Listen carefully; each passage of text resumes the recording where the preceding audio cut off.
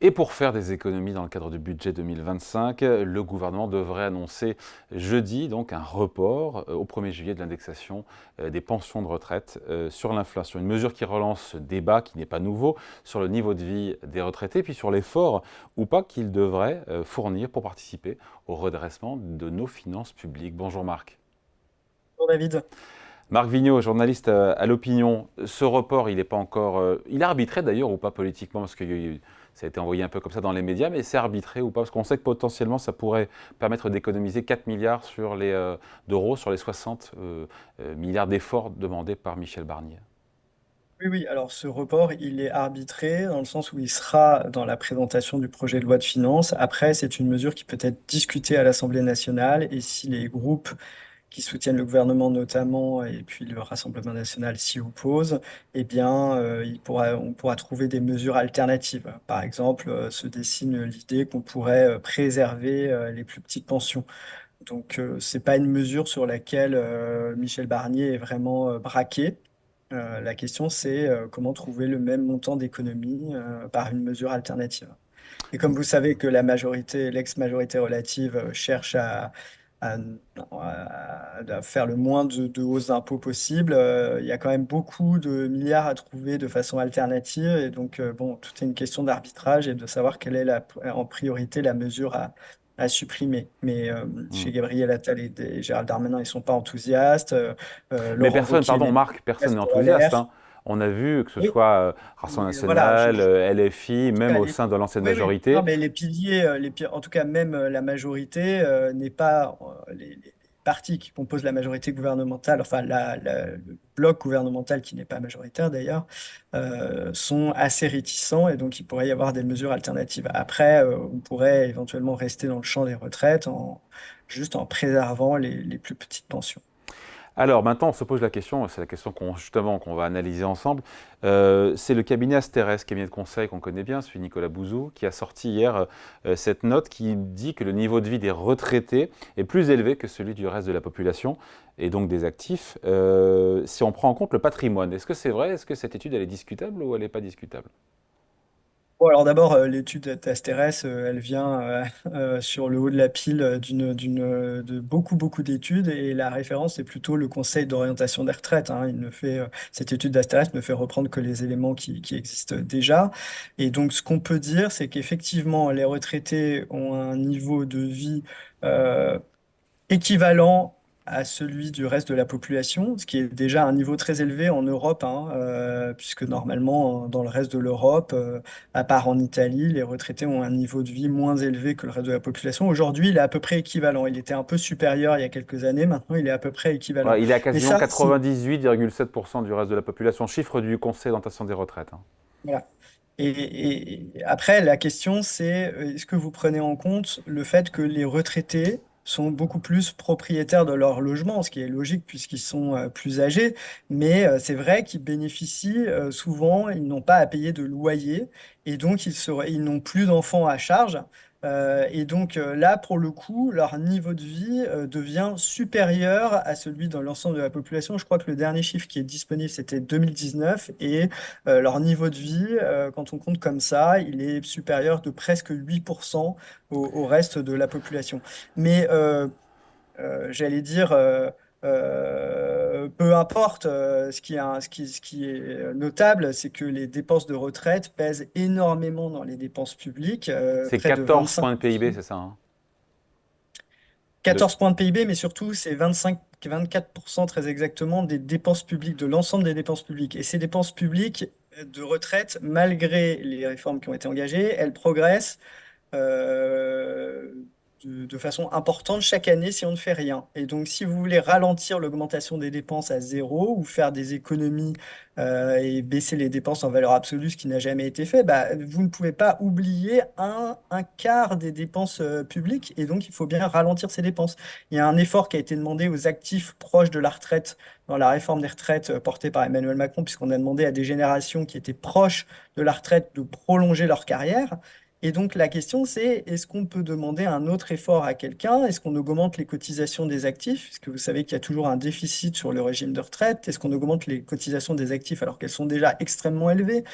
ou est-ce qu'on demande un effort aux retraités? Alors les retraités, évidemment, ils vont vous dire, mais nous, on a travaillé dur, beaucoup plus que la génération actuelle, on avait moins de jours fériés, enfin, on avait moins de jours de congés, voilà, on avait des conditions de vie moins bonnes, etc. Mais n'empêche qu'ils ont acquis des patrimoines à l'époque où des prix étaient beaucoup moins élevés, où ils ont fait des plus-values souvent très importantes, ils sont souvent propriétaires de leur logement, ils n'ont plus d'enfants à charge, et c'est pour ça que leur niveau de vie est légèrement supérieur à celui de l'ensemble de la population quand on compte comme ça.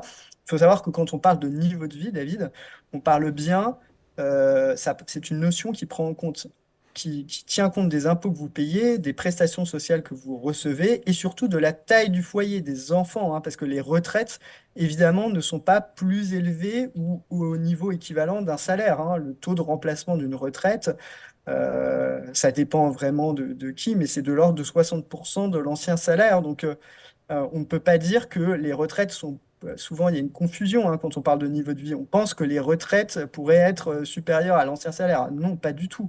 Mais par contre, quand vous prenez en compte le fait que les enfants sont partis du foyer, que vous avez des appartements que vous avez achetés à des prix défiant toute concurrence aujourd'hui, il y a des années, que vous êtes endormi, pardon, enrichi en dormant, bon, bah, peut-être que là, d'un point de vue d'équité intergénérationnelle, il y a matière à se dire, est-ce qu'on pourrait demander aussi un effort aux retraités? Je rappelle que l'année dernière, ils ont eu une revalorisation de leur retraite de base qui était du montant de l'inflation, quand tous les salariés, en moyenne, ont perdu, eux, du pouvoir d'achat, puisque leurs salaires n'ont pas été revalorisés autant que l'inflation. Pourquoi? Parce qu'il y avait des prix de l'énergie à financer. C'est un prélèvement extérieur qu'il faut bien répartir entre les agents économiques, les entreprises, l'État et les ménages. Et donc, voilà, on a considéré que les entreprises ne pouvaient pas indexer les salaires sur l'inflation, donc les actifs ont perdu. Donc maintenant, faire participer les retraités, à moi, ça ne me paraît pas totalement Alors les retraités ou tous les scandaleux, compte retraités, tenu encore de une tout ce fois? que je viens de vous dire. Et voilà, donc ça plaide pour faire participer les retraités à l'effort budgétaire colossal demandé,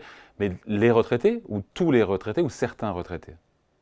Eh ben là, évidemment, on peut ajuster, c'est ce que je vous disais, c'est dans la discussion politique, ajuster la mesure pour préserver les plus petites pensions. On pourrait même imaginer qu'il y ait un gel des retraites pendant un an, mais en préservant les plus petites pensions pour garder le rendement qu'on avait prévu initialement.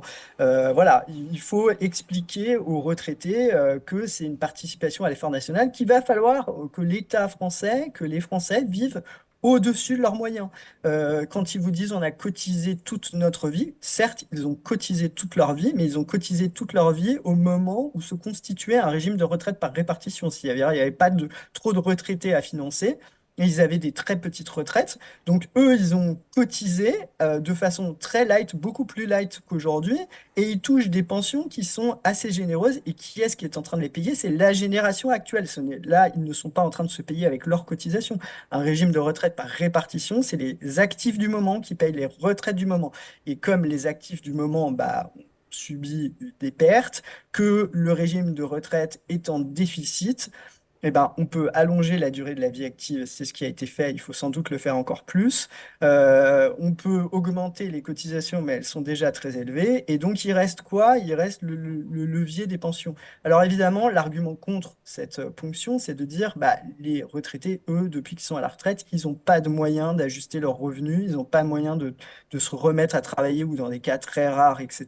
Donc, c'est très dur pour eux de leur ponctionner de façon totalement arbitraire. Et c'est là que sans rentrer dans le détail, il y a un problème de fixation des règles, d'indexation des retraites, et on pourrait faire un système qui serait beaucoup moins dépendant de décisions politiques, où on dirait là, il faut désindexer les retraités par rapport à l'inflation, un système qui s'ajuste beaucoup plus automatiquement pour répartir les efforts de façon beaucoup plus juste en fonction de la conjoncture. Mais c'est un chantier très technique que les gens ont du mal à maîtriser, qui est difficile à résumer là en 3 minutes dans une émission et qui échapperait, enfin qui n'apporte pas beaucoup de,